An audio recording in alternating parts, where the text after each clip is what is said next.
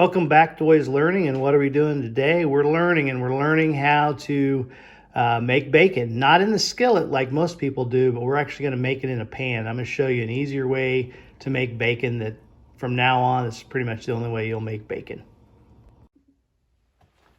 Okay, so the first thing you're going to want to do is you're going to want to turn your oven on bake. And then you can do anywhere from 350 to 400. I'm just going to do 375 because it's right in the middle. And we're going to get it started. All right, so you're going to want to start with 1 or 2 rimmed cooking sheets. And the reason you want it rimmed is so if there's any grease that gets going, it's going to catch it and it's not going to go into your oven. Some people will cook bacon on a rack, but I prefer to cook them in the cooking sheets. And you can use, I'm going to use both today. You can use either parchment paper to kind of keep, and what this does is it doesn't impede the cooking process, but what it does is help with the cleanup, because when you're done, you're literally going to throw these away and put the pans right back where they came from before. So you just get the parchment paper, the aluminum. If you're using aluminum foil, I'll probably spray it with a little bit of olive oil or Pam and kind of get it loosened up, and then you simply put the bacon on it. Get it going, and then you're just going to take the bacon and lay it out in strips. If it touches, it's not that big a deal. It just depends what you're going for. Some people will actually, if they want to be a little fancier, they'll actually corkscrew it. I'll show you that in a second. If you want to take it and just twist it. If you want to be a little fancier, you can cook them that way. I prefer just laying them out and letting them go. With one batch, you probably don't need it, but a lot of times, you know, who doesn't love bacon? So when you're doing it, you might as well do 2 pans. You can get them close together, they're going to shrink. And if they touch, it's not that big a deal either. Sometimes we'll throw them vertically on top of the ones that are already in there, and then just kind of move them as they start cooking down.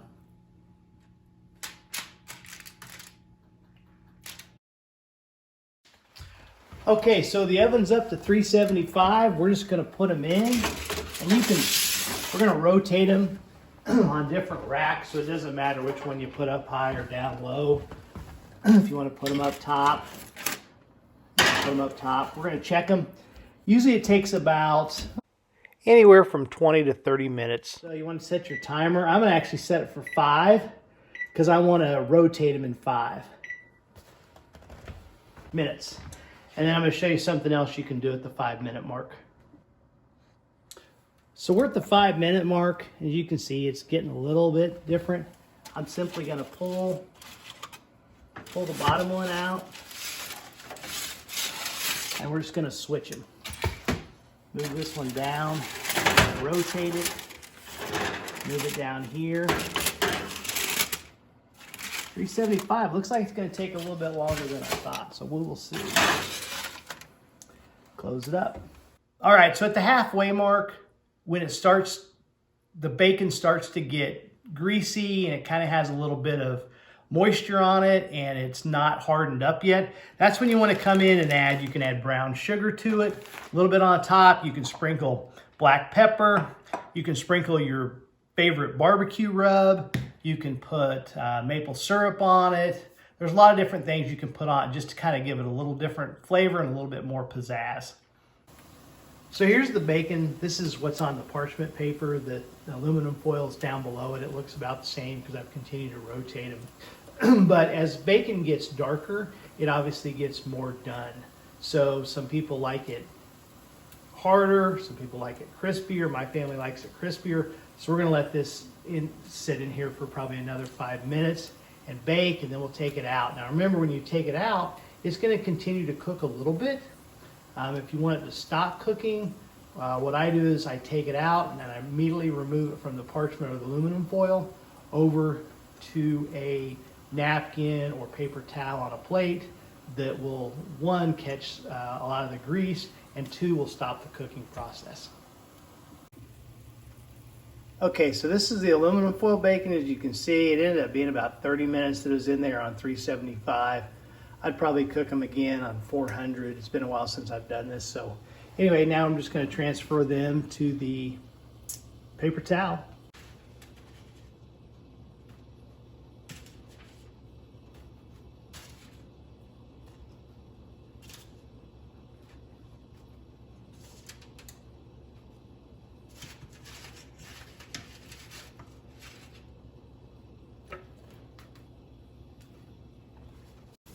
Here's the parchment paper. It's cooking a little hotter. That may have been just how it got transferred. Best thing about cooking bacon this way is you don't get anything that splatters up on you. You can literally go do something else. Just watch your timer and it'll cook pretty much the same every time. And you're going to get perfectly cooked bacon where it's not, where it's consistently cooked and you don't have one side being burnt. I mean, this is just crispy here, and this will even harden up once it cools. But just an easy way to cook bacon. And then what I'll do is I'll sit here and let the pans cool, so the grease will cool, and then you simply fold up the sheets and throw them away.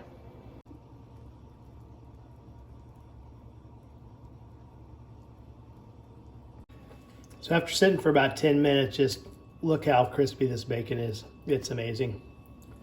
Besides not having to stand over the stove and get bacon grease slapped all over you and have some of your bacon get burnt and some of it not, cleanup is by far the easiest. You simply wait till it cools a little bit. This isn't even totally cool, but just fold up your parchment paper. Or fold up your aluminum foil. Like I said, wait till it cools so you don't burn a hole in your trash can. And then simply throw it away. This one is totally clean, good to be put away. And that's how you make perfect bacon every time in an oven. Easy cleanup and easy to do.